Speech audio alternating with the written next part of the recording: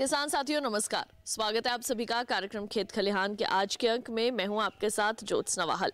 खेत खलिहान एक ऐसा कार्यक्रम जिसमें हम आपको खेती किसानी के संबंध में तमाम विशेष जानकारियां देते हैं, फिर चाहे वो बात हो आधुनिक तरीके से खेती करने की या फिर बात हो कृषि यंत्रों की। अपने आज के इस कार्यक्रम में हम आपको जानकारी देने वाले हैं कृषि यंत्रों का खेती में योगदान के बारे में, और इसके लिए आज हम मौजूद हैं ICAR विवेकानंद पर्वतीय कृषि अनुसंधान संस्थान अल्मोड़ा उत्तराखंड में। कृषि यंत्रों के बारे में ज्यादा जानकारी देने के लिए हमारे साथ मौजूद हैं डॉक्टर श्यामनाथ जी। डॉक्टर श्याम, बहुत बहुत स्वागत है आपका कार्यक्रम खेत खलिहान में। सबसे पहले आपसे ये जानेंगे, आप हमारे किसान भाइयों बहनों को ये बताएं कि मशीनीकरण आखिर क्या है और खेती में इसका कितना योगदान है। मशीनीकरण, जैसा कि हम जानते हैं, जो भी खेती किसानी करते हैं उनमें जिन यंत्रों का उपकरणों का अगर हम उपयोग करेंगे खेती किसानी करने के लिए तो वो मशीनीकरण कहते हैं। मशीनीकरण को हम मापते हैं किलोवाट पर हेक्टेयर के हिसाब से कि हम 1 हेक्टेयर में काम करने के लिए कितना किलोवाट हमारे पास अवेलेबिलिटी है, मतलब उपलब्धता है। तो जैसे कि आंकड़े हमें दर्शाते हैं कि जैसे जैसे किलोवाट पर हेक्टेयर बढ़ता जाता है वैसे वैसे उत्पादन भी बढ़ता जाता है। अगर शुरुआत में देखें तो 1951 में ये 0.25 किलोवाट हेक्टेयर था। अब बढ़ते बढ़ते हमारा जो पावर है, फार्म पावर एबिलिटी है, कृषि शक्ति है, बढ़ गई है, वो 2 हो गई है, 2.01 के आसपास हो गई है। तो और हमारा आजकल देखते हैं कि जो हमारा प्रोडक्शन है, प्रोडक्टिविटी है, ये बहुत वर्ल्ड लेवल पे हो गई है, विश्व स्तर पर हो गई है। तो अगर पर्वतीय क्षेत्रों में बात करें तो हमारा पर्वतीय क्षेत्र में जो कृषि शक्ति है वो बहुत कम है, मतलब जैसे कि ये 0.46 किलोवाट पर हेक्टेयर अवेलेबल है। तो मतलब इसका हम अंदाज़ा लगा सकते हैं कि हमारे पर्वतीय क्षेत्र में अभी कृषि यंत्रों की उपलब्धता कम है, मतलब कि मशीनीकरण कम है। और जैसे कि हम और भी देखते हैं कि जैसे शहरीकरण हो रहा है तो लोग खेती की छोड़ के और उसमें शहरों की तरफ रोज़गार के लिए तरफ जा रहे हैं। तो अगर जैसे कि हमारे आजकल प्रधानमंत्री जी कह रहे हैं कि 2022 तक दोगुनी करनी है हमें अपनी कृषि किसानों की आय, तो उसको करने के लिए हमें जैसे मशीनीकरण की अगर या खेती करने की जो दर है उसको 20% तक करना होगा, जो कि अभी करंट जो दर है वो 5 से 6% ही है। तो अगर हम ये किसानों की आय दोगुनी करनी होगी तो हमें मशीनों को ही इतना ही मतलब इम्पोर्टेंस उनको देना पड़ेगा, ताकि जैसे सीड है वो तो बहुत मात्रा में अवेलेबल है, लेकिन मशीनें किसानों तक अभी नहीं पहुंच पाई हैं। वो पारंपरिक ढंग से ही कृषि किसानी करते हैं। तो अगर मशीनीकरण होगा तो उनका श्रम कम होगा, उनका लागत कम होगा, उनका समय कम होगा और उनको जो परिश्रम करना होता है वो भी कम होगा। तो इससे उनकी आमदनी बढ़ सकती है। तो मशीनीकरण बहुत ज़रूरी है किसानों की आय बढ़ाने के लिए। बिल्कुल, तो अभी आपने जाना कि कृषि यंत्रों का क्या महत्व है। डॉक्टर श्याम, अब हम आपसे ये जानना चाहेंगे कि आपके संस्थान की अगर हम बात करें, यहाँ पर किसानों के लिए कौन कौन से कृषि यंत्र जो हैं वो मौजूद हैं। जैसे कि हमारा संस्थान मशीनीकरण में काफ़ी काम कर रहा है। लोगों की आवश्यकता अनुसार उनकी आवश्यकता है उस हिसाब से काम करता रहता है। जैसे अगर हम खेती किसानी की बात करें तो शुरुआत हमारी कहाँ से होती है? प्लाविंग करने से, जुताई करने से। तो यहाँ पे जो पारंपरिक हल है, क्योंकि यहाँ पे बहुत बड़े ट्रैक्टर चल नहीं पाते हैं और ट्रैक्टर, क्योंकि यहाँ पे ढलाई नुमा खेत हैं, एक खेत से जाने के लिए दूसरे खेत जाने के लिए काफ़ी मतलब मुश्किलें होती हैं। तो अभी भी यहाँ पे लोग हलों से ही अपनी जुताई करते हैं खेत की। तो वो हल क्या है? लकड़ी से बना होता है। अभी तक लकड़ी से बने होने के कारण उसमें टूट फूट काफ़ी ज़्यादा में होता है और टूट फूट होने से उनकी अनिश्चितता बनी रहती है। वो मतलब कहाँ बनवाएंगे, ये सब काफ़ी मुश्किलें होती हैं। तो हमारा संस्थान ने इस समस्या को दूर करने के लिए एक VL हल बनाया है। तो VL हल क्या है? वो पूर्णतः लौ का बना हुआ है, उसमें टूट फूट कम होती है और एक बार अगर किसान खरीद ले उसको तो 5 साल के लिए निश्चित हो जाता है। बस उसके फाले बदलने पड़ते हैं। और तो उसके बाद तो ये हो गया जुताई का यंत्र हो गया। अब उसके बाद निराई गुड़ाई की आवश्यकता पड़ती है। तो निराई गुड़ाई करने के मतलब निराई गुड़ाई से पहले क्या होगा? आपको बीज बुआई करना पड़ेगा। तो बुआई करने के लिए भी हमारे संस्थान ने एक लाइन मेकर बनाया है और हस्तचालित और जब बैलों से चालित एक सीड ड्रिल भी बनाया है। तो उससे क्या है, पंक्ति में सोइंग होती है, मतलब पंक्ति में बुआई होती है। उसे पंक्ति में बुआई करने से क्या है, खरपतवार का जो निकासी होता है वो बहुत आसान हो जाता है। तो इसके बाद खरपतवार निकासी करने के लिए भी हमारे पास यंत्र बनाए हैं हमारे संस्थान ने। और ये जब फसल तैयार हो जाती है तो उसको काटने की आवश्यकता होती है, तो काटने के लिए भी कुछ यंत्र बनाए हैं। कटाई के बाद जब थ्रेसिंग होती है तो थ्रेसिंग के लिए भी हमारे संस्थान ने कुछ यंत्र बनाए हैं। जैसे अगर हम देखें तो हमारे संस्थान जो है यहाँ, मतलब जो फसल है वो फसल मुख्यतः क्या है, रागी है और धान है। तो उनके लिए भी हमारे संस्थान ने जो ऐसे यंत्र बनाए हैं जो किसान बहुत आसानी से उनका प्रयोग करके अपनी मतलब समय की बचत कर सकते हैं।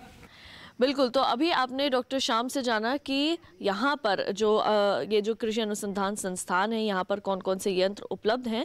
और डॉक्टर श्याम, इसी के साथ आपने वीएल स्याही हल के बारे में आपने यहाँ पर जिक्र किया, इसके बारे में थोड़ा और विस्तार से जानना चाहेंगे।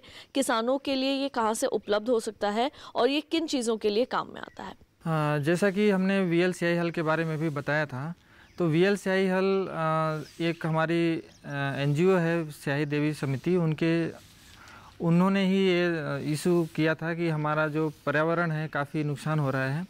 तो और जो है ये उनका मेन मकसद था कि पेड़ कटने से बचे। तो हमारे संस्थान ने भी काफ़ी पहल लिया और उसके स्थान पर जो हल, पारंपरिक हल हैं, उसके स्थान पर हमने ये लौ हल बनाने का निश्चय किया था। तो ये हल बनाने में क्या है कि ये 3 पेड़ों की कटाई को कम करता है, क्योंकि जो हल होता है उसमें कुछ ऐसे लंबे, मतलब जैसे हरीश हो गया या, तो उसमें बनाने के लिए सीधे पेड़ काटे जाते हैं। तो उन पेड़ों को काटने के लिए हम उनसे बचाव कर सकते हैं उनकी। और ये हल की और पारंपरिक हल की खासियत ये है कि इसमें जैसे टूट फूट कम होने के लिए बहुत सारे ऑप्शन दिए गए हैं। अगर टूट हो भी गया तो वो हम कुछ ऐसे नट बोल्ट चेंज कर देते हैं, उसके बाद तुरंत वो रेडी हो जाता है। और दूसरा है कि इसमें बैलों के अनुसार, हलवाहे के अनुसार और खेत के अनुसार भी हम उसकी चेंज कर सकते हैं। अगर हलवाहा छोटा या बड़ा है तो उसके हिसाब से हम हाइट उसकी कम ज़्यादा कर सकते हैं। और अगर मान लीजिए बैल छोटे बड़े हैं तो उनकी लंबाई और गहराई के लिए भी हमारे हर एक 3-3 ऑप्शन दिए गए हैं उसमें। तो ये वीएल स्याही हल काफ़ी अच्छा है। यहाँ पे लगभग हम कह सकते हैं कि पूरे अभी उत्तराखंड में या कुमाऊं में 5000 हल लगभग किसानों को दिए जा चुके हैं। तो फिर अभी आपने वीएल स्याही हल के बारे में भी जाना, उसकी क्या विशेषताएं हैं उसके बारे में भी जाना। डॉक्टर श्याम, अब आपसे ये जानेंगे कि जो सीड ड्रिल है इसके बारे में कुछ बताएं और लाइन मेकर के बारे में क्या जानकारी देंगे आप हमारे किसानों को? जुताई करने के बाद आवश्यकता पड़ती है कि हम उनको खेत में बीज की बुआई करें। तो बुआई करने के लिए मैदानी क्षेत्रों में जो काफ़ी बड़े बड़े सीड ड्रिल उपलब्ध हैं, लेकिन हमारे पर्वतीय क्षेत्र में अभी बुआई करने के लिए ऐसे कोई यंत्र नहीं है। लोग ज़्यादातर छिड़काव विधि से ही बुआई करते हैं। तो हमारे संस्था ने एक बहुत छोटा यंत्र बनाया है जिसको लाइन मेकर हम बोलते हैं। उसकी सहायता से हम 2 पंक्तियां एक साथ निकालते हैं और पंक्ति निकालना क्रॉप, मतलब फसल के अनुसार हम चेंज भी कर सकते हैं। जैसे कुछ फसलों की में आवश्यकता होती है 15 सेंटीमीटर और कुछ में 45 सेंटीमीटर की भी आवश्यकता होती है।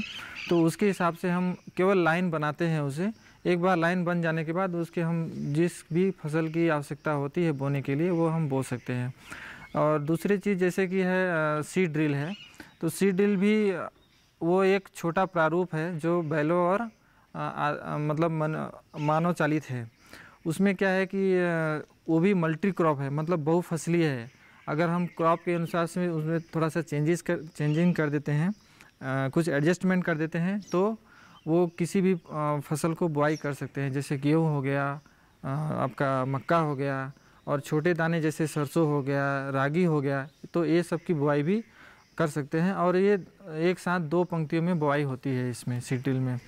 तो हम कह सकते हैं कि पर्वतीय क्षेत्र में जो ये लाइन मेकर है, वीएल लाइन मेकर है और वीएल सीड ड्रिल है, काफ़ी प्रचलित है और लोग इसे काफ़ी पसंद भी करते हैं। किसान भाइयों बहनों, कार्यक्रम में वक्त है एक छोटे से ब्रेक का। जल्द लौटेंगे वापस और कृषि यंत्रों के बारे में जानकारी को आगे बढ़ाएंगे। आप बने रहिए दूरदर्शन किसान पर, देखते रहिए कार्यक्रम खेत खलिहान।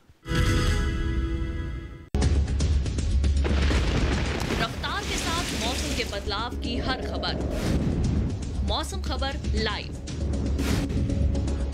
देखिए सुबह 8 बजे और 10 बजे, दोपहर 12 बजे और 2 बजे। 50 साल से लगातार कृषि दर्शन है आपके साथ। खेती की नई तकनीकों से लेकर किसानों की हर समस्या का हल,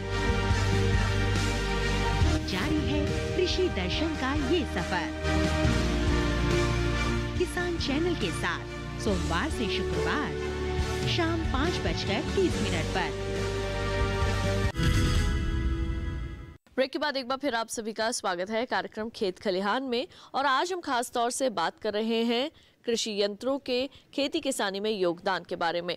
तो डॉक्टर श्याम, अब आप हमें ये बताएं कि निराई गुड़ाई के लिए कौन कौन से ऐसे लघु यंत्र हैं जिनका इस्तेमाल आसानी से हमारे किसान भाई बहन कर सकते हैं। वो कुछ तो पहले से मतलब बने हुए हैं, कुछ उसमें सुधार हुआ है। तो मैं यहाँ पे एक चीज़ कहना चाहता हूँ कि जैसे हमारे एक नारा दिया गया था, जय जवान जय किसान। तो किसानों के पास अभी हमारे पास उतने ये यंत्र नहीं हैं कि वो हर एक काम करने के लिए कुछ नया नया यंत्र का उपयोग करें। लेकिन जैसे हमारे जवान हैं, वो हर एक टास्क को कंप्लीट करने के लिए उनके पास अलग अलग से मतलब औजार होते हैं। तो हमारे संस्थान ने कुछ ऐसे लघु यंत्र बनाए हैं जो पारंपरिक जो औजार हैं उनसे काफ़ी अच्छे हैं। जैसे कि उन्नत कुटला है। उन्नत कुटला भी है, जो पारंपरिक जो लकड़ी का हैंडल बनाते हैं उसके स्तर पर हम लोहे का हैंडल लगाए हैं। और हैंडल को एक ऊपर से एक रबड़ का सपोर्ट भी दिए हैं। तो वो मतलब जो पारंपरिक कुटला होता है और वो हमारा जो कुटला है वो भी मतलब बिल्कुल अच्छा है। तो उसमें क्या है, टूट फूट भी कम होती है। बाकी इसके अनुसार कुटले के स्थान पर उसकी एफिशिएंसी को बढ़ाने के लिए, मतलब कैपेसिटी को भी बढ़ाने के लिए एक हैंड फॉर्क बनाया गया है। हैंड फॉर्क की जो कैपेसिटी है उससे लगभग 3 से 4% ज़्यादा है। और भी जैसे यंत्र बनाए हैं, लाइन मेकर हो आपका, ये हो गया हैंड हो गया, गार्डन रैक हो गया। तो इसे अलग अलग औजारों का इस्तेमाल करके किसान अपनी क्षमता को बढ़ा सकते हैं। तो मैं चाहूँगा कि ये सब किसान भाई यूज़ करेंगे तो उनको काफ़ी अच्छा होगा, सहूलियत होगा। बिल्कुल। तो अभी आपने लघु यंत्रों के बारे में भी जाना। डॉक्टर श्याम, अब आपसे हम ये जानेंगे आपके संस्थान द्वारा विकसित कौन कौन से ऐसे थ्रेशर्स हैं जिनका इस्तेमाल हमारे किसान कर सकते हैं। जैसा कि मैडम हम बताना चाहेंगे कि हमारा संस्थान जो है वो फसलों के अनुसार काम कर रहा है अभी। तो अभी पर्वतीय क्षेत्र में जो फसल ज़्यादातर उपजाई जाती हैं, जैसे मड़ुआ मादरा हो गया और धान हो गया, तो इन्हीं क्षेत्रों की मड़ाई गहाई करने के लिए हमें थ्रेशरों की आवश्यकता पड़ती है। तो हमारे संस्थान ने मड़ुआ मादरा को थ्रेशर करने के लिए एक यंत्र बनाया है जिसका नाम है विवेक मिलेट थ्रेशर कम पर्लर। तो ये मतलब ऐसा कह सकते हैं कि भारत में पहला इन्वेंशन है यहाँ पे, जो पूरे भारत में ये अभी हम इसको डिस्ट्रीब्यूट करते हैं, विस्तृत करते हैं।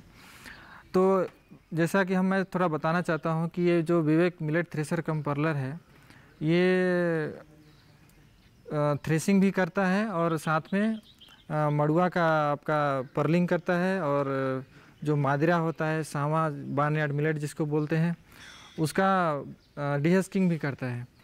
तो ये इसकी क्षमता मतलब जो पारंपरिक तरीके से करते हैं उसके लगभग हम कह सकते हैं कि 4 गुना ज़्यादा है।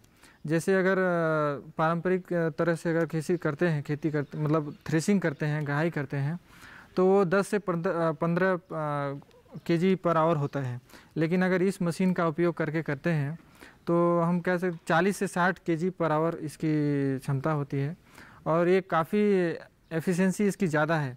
तो मतलब 99% कह सकते हैं कि इसकी थ्रेसिंग हो जाती है। तो इसमें क्या है कि अगर हम किसान भाई अगर इसका उपयोग करेंगे, और काफ़ी यहाँ पे प्रचलित है, उपयोग करते भी हैं। तो और दूसरी बात ये थी कि थ्रेसिंग करने के बाद हमें, अगर हमारे पास फिंगर मिलेट है यानी कि मड़ुआ है तो उसकी पर्लिंग करनी पड़ती है, थोड़ा चमकाना पड़ता है। उससे क्या होता है कि वो आपका क्वालिटी, उसकी जो फ्लोर क्वालिटी है, आटे की क्वालिटी है, बढ़ जाती है। और जो दूसरा है बार्नयार्ड मिलेट, झिंगुरा जिसको बोलते हैं या फिर सांवा बोलते हैं और मादिरा बोलते हैं यहाँ कुमाऊँ में, तो उसकी भी मतलब जो थ्रेसिंग है वो काफ़ी अच्छी होती है और पर डिहस्किंग भी काफ़ी अच्छी होती है। लेकिन इसकी थोड़ी कैपेसिटी कम है क्योंकि मशीन थोड़ा छोटा है, और लेकिन जो उसका वैल्यू होता है क्रॉप का बहुत अच्छा है। तो अभी आपने संस्थान द्वारा विकसित थ्रेशर्स के बारे में भी जानकारी ली। डॉक्टर श्याम, चलते चलते अब आपसे ये जानना चाहेंगे कि खाद्य प्रसंस्करण को लेकर संस्थान में क्या क्या ऐसे कार्य हैं जो किए जा रहे हैं। खाद्य प्रसंस्करण के क्षेत्र में मैडम मैं थोड़ा पहले बताना चाहता हूँ कि जो मेरा संस्थान है वो इंजीनियरिंग से रिलेटेड 3 प्रोजेक्ट पे काम कर रहा है। एक इंस्टीट्यूट प्रोजेक्ट है जो हिल मैकेनाइजेशन को इम्प्रूवमेंट करने के लिए काम कर रहा है, और दूसरा है all India coordinated research project on post harvest technology and plastic cultural engineering technology. तो जो AICRP PHET है और PET है, इसमें हम इसके सहायता से भी हम इंस्ट्रूमेंट बनाते हैं, टूल्स बनाते हैं।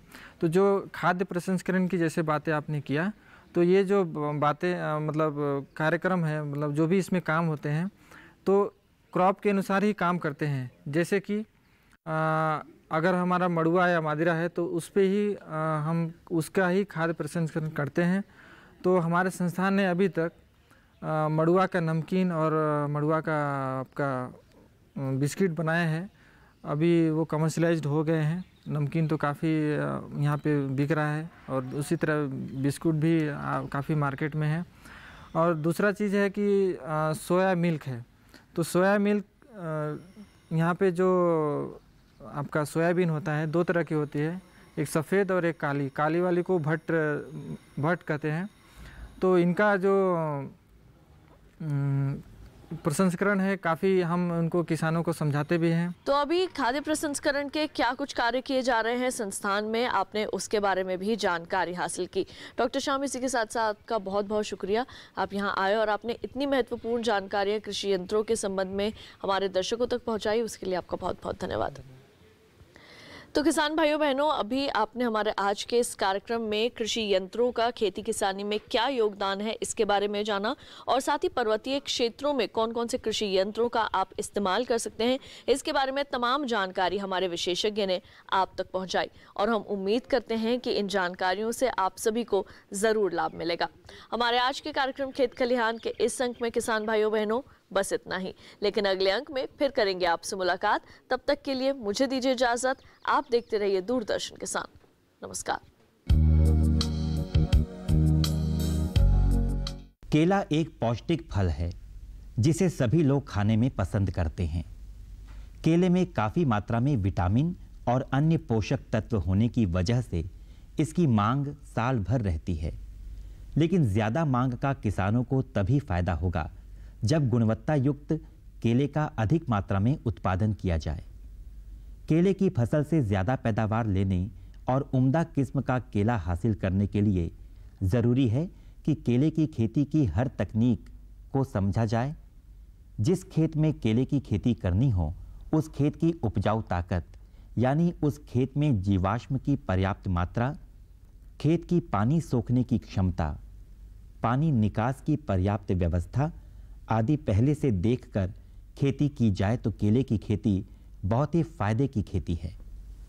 शुरू में एक बार वैज्ञानिक ढंग से सभी व्यवस्थाएं सुचारू रूप से कर लेने के बाद 3 साल तक लगातार फसल ली जा सकती है, वो भी बहुत ही कम लागत पर। छत्तीसगढ़ राज्य के बस्तर क्षेत्र के किसान केले की खेती बहुत समय से करते आ रहे हैं, लेकिन जब से उन्होंने अच्छी किस्म का रोपण करके वैज्ञानिक विधि से खेती शुरू की है, 1 एकड़ में करीब 3 से 4 लाख रुपए का मुनाफा कमा रहे हैं।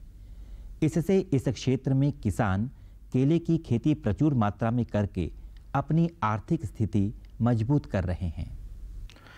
मेरा नाम जोगेन चंद्राकर है, ग्राम बकाउंड का निवासी हूँ और मैं केले के फसल में कुछ जानकारी बताना चाहता हूँ। सबसे पहले तो केला के लिए ज़मीन को सुधार करना पड़ेगा, ज़मीन को जोताई करना पड़ेगा। उसके बाद फिर उसको खाद वगैरह दे के उसका बेड वुड बना के ड्रिप व्रिप बिछा के उसको गोबर खाद, DAP, पोटास, ये सारा चीज़ उनको देना पड़ेगा सबसे पहले। उसके बाद कुछ दिनों के बाद बीच बीच में गैप में उसको खाद देना है, महीना 2 महीना 1.5 महीना में अलग से खाद देना पड़ेगा। बाकी ड्रिप में भी चलता है। अब टिश्यू कल्चर का पौधा है, टिश्यू कल्चर का पौधा हम लोग उन लोग ला के देते हैं, कितने दिन से होता है नहीं मालूम, लेकिन पौधा ला के देते हैं, हम तुरंत लगा देते हैं उसको गड्ढा में। उसके बाद जैसे ही बड़ा हो जाता है, वो करीबन होता है 11 महीना में वो केला चालू हो जाता है। जब चालू हो जाता है केला तो हम मार्केट की तैयारी करते हैं कि कहाँ बेचना है, क्या करना है, क्या रेट है। तो फिर हम लोग फिर उसको मार्केट में बात करते हैं और उस समय तक उस केला को काट के हम बेच देते हैं।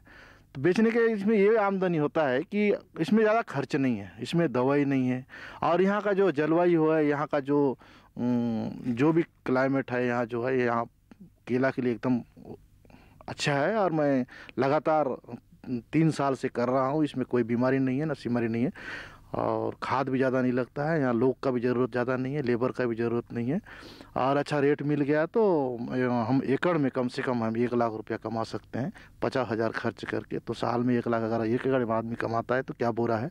हम धान का खेती करते हैं तो एकड़ में हम 5,000 से ऊपर ज़्यादा नहीं कमा सकते साल में। तो ऐसा है कि मैं इसलिए बता रहा हूँ कि मैं जो आज से 3 साल से लगा रहा हूँ कि मेरा की आर्थिक स्थिति है केला से बहुत सुधर चुका है।